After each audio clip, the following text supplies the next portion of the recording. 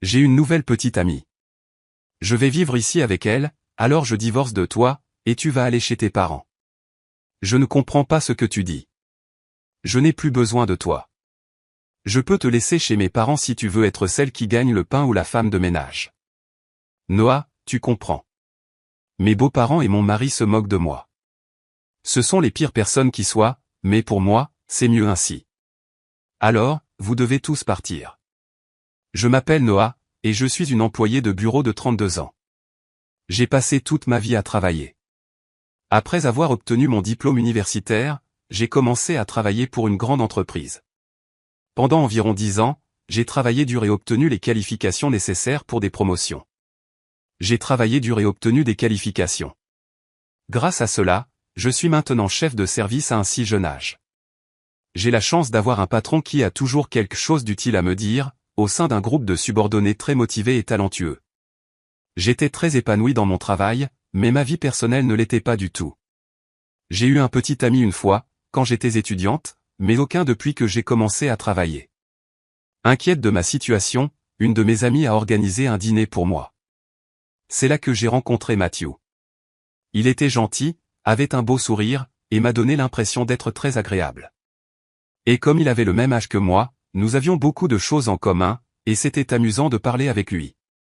Nous sommes rapidement devenus amis, avons échangé nos coordonnées, et avons commencé à sortir dîner seuls, ensemble. Puis, il m'a avoué ses sentiments, et nous avons commencé à sortir ensemble. Nous nous entendions bien, il m'a demandé en mariage, et nous avons fini par nous marier. J'étais si heureuse de me marier avec l'homme que j'aimais tant. Et peu après, je suis allée chez ses parents pour les saluer. Ses parents étaient très gentils et m'ont accueilli à bras ouverts. Noah, c'est un plaisir de te rencontrer.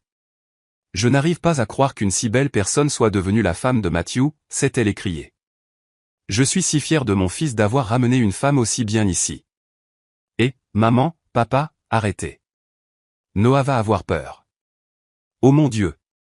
Si tu le penses vraiment, tu peux le dire. C'est vrai. C'est un compliment, donc ça va. Ses parents étaient très sympathiques et faciles à aborder, tout comme lui. Noah travaille pour une grande entreprise, n'est-ce pas? Oh non, c'est super. C'est cool d'être une femme qui peut travailler dur. Tu vas quitter ton travail quand tu te marieras. Non, je vais continuer à travailler. Eh bien, tu as un bon travail dans une bonne entreprise. C'est mieux. J'étais soulagé. D'après mes amis, j'avais entendu dire que leur belle-mère leur avait demandé de quitter leur travail. Elles disent qu'on leur répète souvent que c'est le rôle d'une épouse de soutenir son mari. J'étais donc contente. Je me suis dit que ma future belle-mère était généreuse. Après avoir salué mes parents, nous nous sommes mariés. Mon cœur était rempli d'excitation pour la nouvelle vie de mariée qui allait commencer. Mon mari a emménagé dans la maison où je vivais, et nous avons commencé notre nouvelle vie de mariée ensemble. Je suis très heureuse d'être jeune mariée avec mon mari, que j'aime beaucoup. Je suis heureuse de pouvoir être à la maison avec lui tout le temps, et je suis aussi heureuse qu'il soit là quand je rentre du travail. 6 mois après le début de notre vie commune, mon mari m'a dit qu'il voulait discuter de quelque chose avec moi. Si ça ne te dérange pas, j'aimerais que tu vives avec mon père et ma mère. Que veux-tu dire? Vivre ensemble? Oui. Ils vieillissent, et je m'inquiète pour beaucoup de choses. Je vois. Je peux certainement comprendre ce que ressent mon mari. Mes parents ont à peu près le même âge que les parents de mon mari, mais mon frère et sa femme vivent actuellement avec eux, donc je n'ai rien à craindre. Cependant, mon mari est fils unique, il est donc compréhensible qu'il s'inquiète pour ses parents. Est-ce que ça veut dire que nous allons vivre avec mes beaux-parents? Oui, c'est ça. Mais ont-ils une chambre disponible pour nous? Ils utilisent chaque pièce pour une raison ou une autre.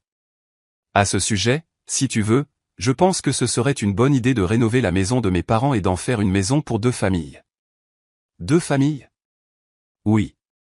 Si nous faisons ça, ce sera beaucoup moins cher que d'acheter une nouvelle maison. Nous pourrons vivre dans une belle et spacieuse maison tout en gardant notre intimité, n'est-ce pas? Je vois. Je pensais que c'était en effet une proposition attrayante. Mes beaux-parents sont des gens très gentils, et nous ne serons pas tout le temps ensemble si nous vivons dans 2 maisons. Ce serait moins stressant. Oui, ça me va. Vraiment? Merci. Ma mère et mon père seront si heureux. J'étais heureuse de voir mon mari si heureux. Plus tard, mes beaux-parents sont venus nous rendre visite, et tous les deux étaient très reconnaissants. J'ai même pensé qu'avec une famille aussi gentille et joyeuse, ça ne me dérangerait pas de ne pas avoir de ménage. Peu après, mon mari et moi avons discuté de la rénovation de la maison de mes beaux-parents. Le coût serait d'environ 100 000 €, mais alors que nous en discutions, mon mari a fait une remarque surprenante. En fait, j'ai une faveur à te demander. Peux-tu payer pour la rénovation? Que veux-tu dire? Le montant total? Pourquoi? Mon mari parut alors très mal à l'aise. En fait, nous avons des dettes. J'étais surprise. Ni mon mari ni mes beaux-parents n'avaient jamais rien dit de tel lorsque nous sortions ensemble ou après notre mariage. J'étais surprise. De combien sont leurs dettes? Environ 150 000 €. Quoi? Je pensais que ce serait quelques dizaines de milliers d'euros, mais j'ai été surprise par le montant et j'ai fini par crier. Ce n'était pas si grave au début, mais ça a augmenté progressivement, et même si j'essayais de rembourser, je ne pouvais pas. Mes parents vivent déjà de leur pension. Je ne peux pas les rembourser autant que je le voudrais, et la dette ne cesse de grossir. Je vois. Je ne pouvais cacher ma surprise et mon désarroi face à cette révélation soudaine et choquante. Je n'avais aucune idée que mes beaux-parents me devaient une si grosse somme d'argent. Noah, j'ai besoin d'une faveur. M'aideras-tu à rembourser la dette de mon père et de mon beau-père? Ils ne peuvent plus se le permettre, et je n'ai pas un très bon salaire non plus. Alors, ne sera-t-il pas difficile de rénover la maison et de vivre ensemble en tant que deux familles? Non, c'est important, alors continuons comme prévu. Tu m'as demandé de payer pour la rénovation et la dette de ton père. Je suis responsable d'1/4 million d'euros.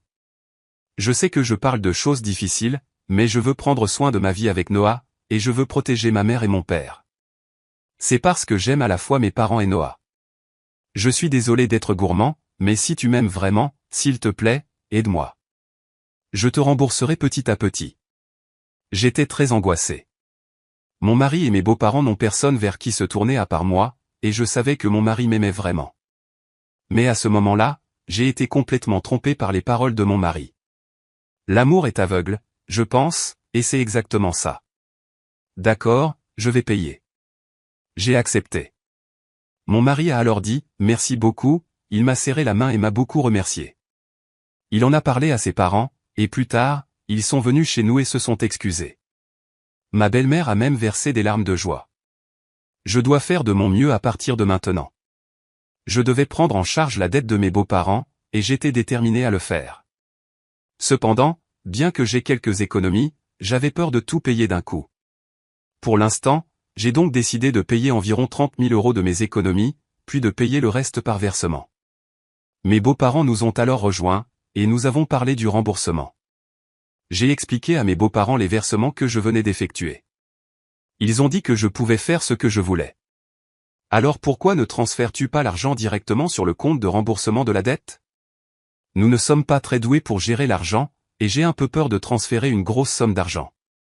Quand mon mari a dit cela, mes beaux-parents ont hoché la tête.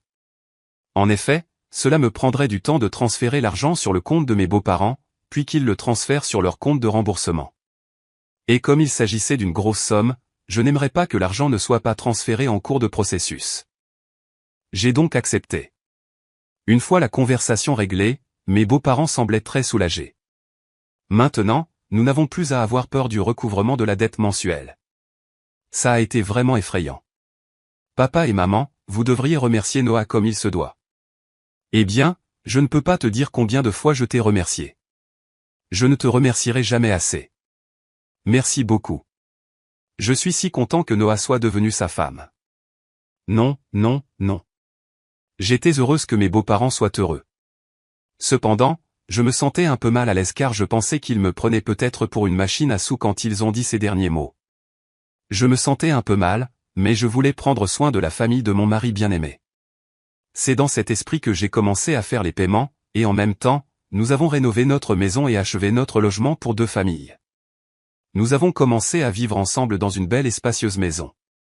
Mes beaux-parents étaient très heureux, et les yeux de mon mari brillaient devant la nouvelle maison. J'ai aussi apprécié de cuisiner avec la nouvelle cuisine intégrée, et j'étais contente d'avoir fait la rénovation. C'est plus pratique et plus proche du travail ici. Si le temps de trajet est réduit, cela me donne plus de temps libre. Je peux aussi bien utiliser ce temps libre pour étudier. Je passais mes journées à travailler dur pour rembourser ma dette. Cependant, il y avait quelque chose qui me dérangeait un peu. C'est-à-dire que mon mari ne m'aidait pas du tout à rembourser la dette. Quand je lui ai parlé de la dette de ses parents, il a dit qu'il m'aiderait à la rembourser, et pourtant, il n'a montré absolument aucun signe de vouloir payer de sa propre poche. Quand je lui en ai parlé auparavant, il m'a dit que son salaire n'était pas du tout suffisant pour faire le paiement.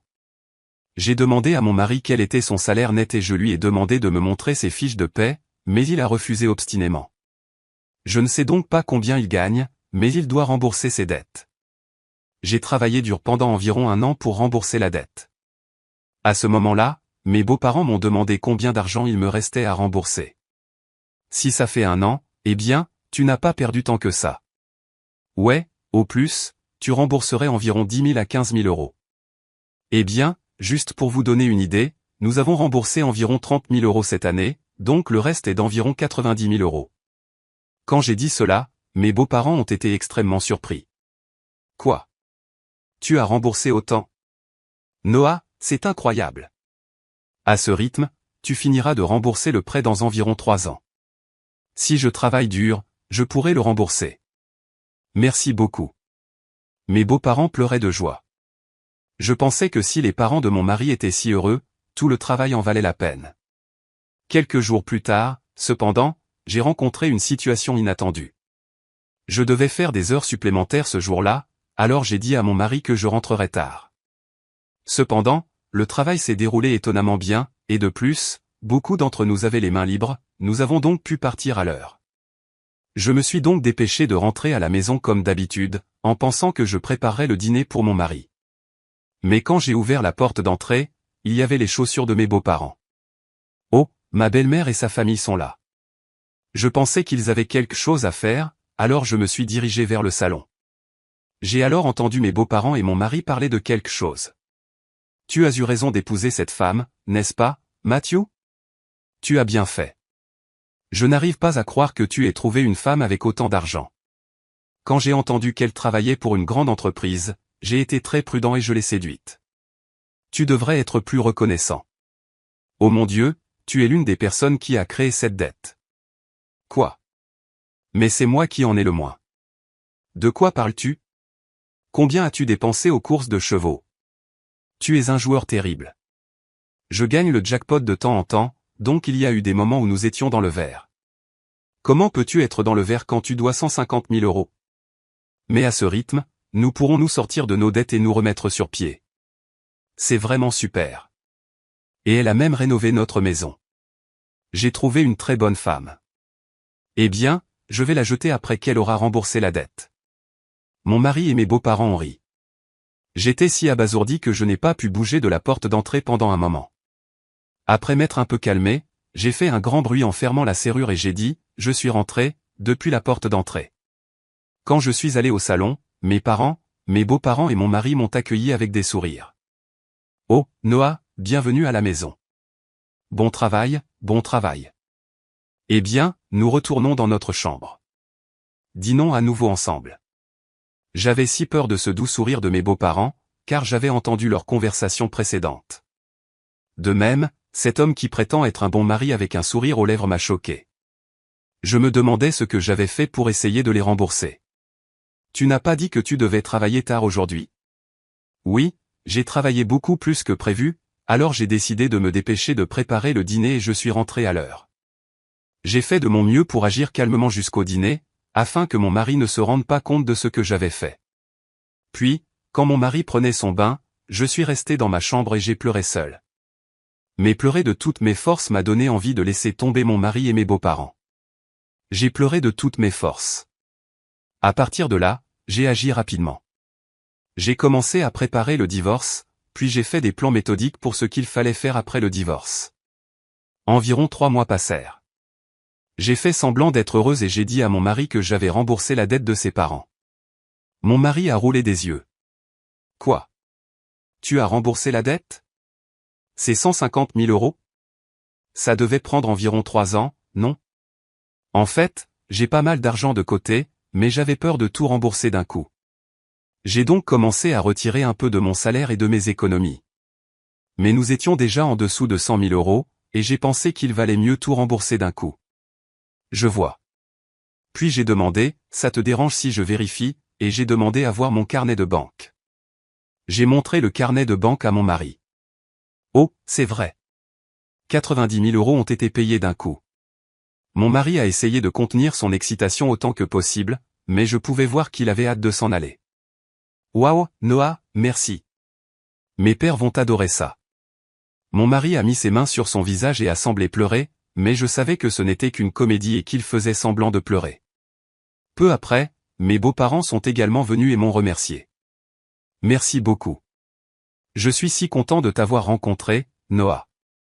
Tu es comme Dieu. Si je n'avais rien su de tout cela, j'aurais certainement été heureuse de me laisser porter, d'avoir été trompée. Mais je sais déjà ce que ces gens sont vraiment, et j'ai seulement agi parce que j'étais prête pour mon plan. Quelques jours plus tard, mon mari a demandé à me parler. Mon mari avait l'air très sérieux.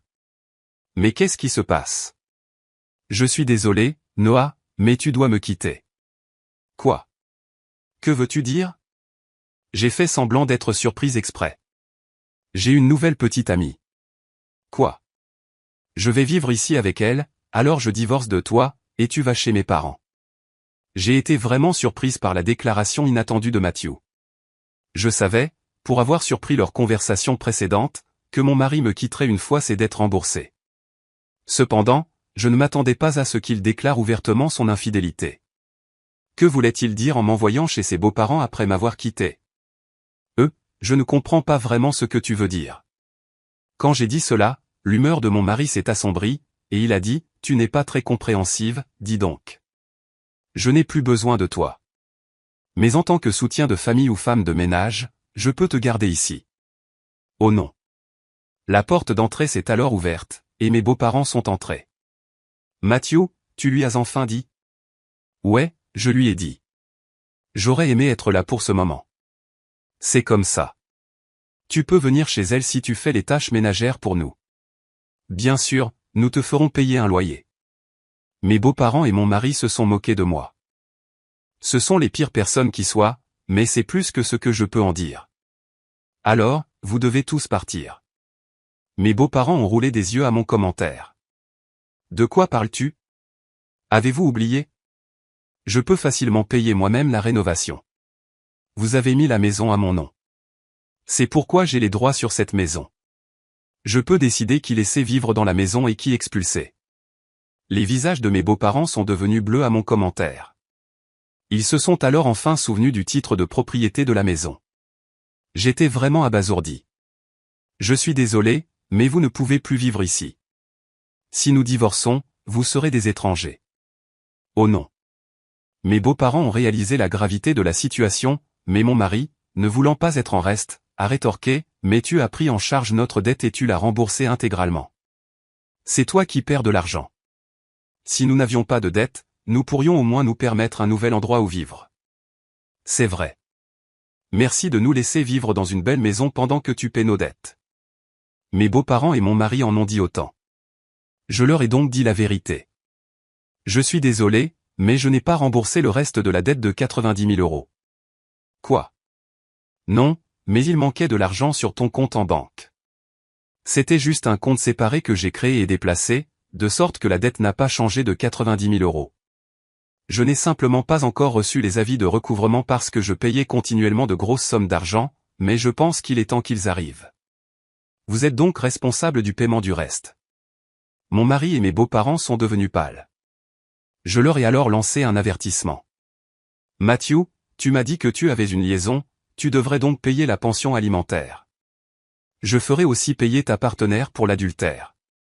Oh non, elle est sortie avec moi, même si elle est belle, parce que je possède une maison et que j'ai de l'argent. Si on me fait payer une pension alimentaire, elle me larguera. Je me fiche de tout ça. Non, je m'excuse. S'il te plaît, ne nous quitte pas, mon mari a peur d'être largué par l'adultère, et mes beaux-parents ont peur d'être largués par moi. Ce sont des parents et des enfants vraiment égoïstes et méprisables à tous points de vue. Je n'ai plus rien à voir avec vous. Quoi que vous disiez, j'ai aussi mis cette maison en vente. Je vous ferai également payer votre dette de 60 000 € que j'ai payée en votre nom, par l'intermédiaire de mon avocat. Oh non. Les beaux-parents se sont figés, abasourdis par la perte de tout ce qu'ils avaient.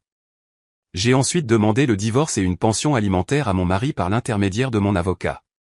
J'ai également demandé une pension alimentaire à l'adultère. J'ai exigé 60 000 € à mes beaux-parents pour ce que je leur avais payé. En fait, cette maison rénovée des beaux-parents s'est vendue pour environ 200 000 €. Elle était bien située, et il y avait une famille qui cherchait justement un duplex, nous avons donc obtenu un bon prix. Ils ont pu l'acheter. J'ai donc dû payer 160 000 €, ce qui comprenait les 60 000 € que je devais sur la dette et 100 000 € pour la rénovation. J'ai payé 160 000 €, mais j'ai gagné 40 000 € en conséquence. De plus, je reçois également une pension alimentaire de mon ex-mari et de la partenaire adultère, ce qui est une situation très positive. En plus de cela, j'ai pu obtenir un petit paiement de 60 000 € de mes ex-beaux-parents. Je suis celle qui profite le plus de cette situation. Je pense que c'est une demande raisonnable, car les dommages que j'ai subis étaient si importants que je me méfiais des gens. Quant à moi, ayant autant d'économies au départ, j'essayais d'apprendre à investir afin de pouvoir rembourser les dettes de mes beaux-parents le plus rapidement possible. Et comme j'avais pas mal d'économies au départ, j'ai investi quelques dizaines de milliers de euros. J'ai constaté que mes actifs avaient pas mal augmenté en un an environ. De plus, j'avais obtenu une augmentation, donc je gagnais assez bien ma vie. J'ai donc pu prendre une mesure aussi drastique parce que j'avais beaucoup d'argent de côté. J'ai été la plus grande bénéficiaire, et mes anciens beaux-parents se sont retrouvés endettés et ont perdu leur maison. Pour être honnête, je pense qu'ils le méritaient, car ils m'ont trompé comme des escrocs. Des gens comme ça devraient aller en enfer pour une fois. Je devrais réfléchir à ce qui m'est arrivé cette fois et développer un meilleur jugement des gens. À partir de maintenant, je continuerai également à épargner et à augmenter mes actifs afin de pouvoir vivre une vie luxueuse dans ma vieillesse. Et je veux créer de nombreux souvenirs heureux avec des personnes en qui je peux vraiment avoir confiance. Qu'avez-vous pensé de l'histoire? Et s'il vous plaît, abonnez-vous à notre chaîne. À bientôt dans la prochaine vidéo.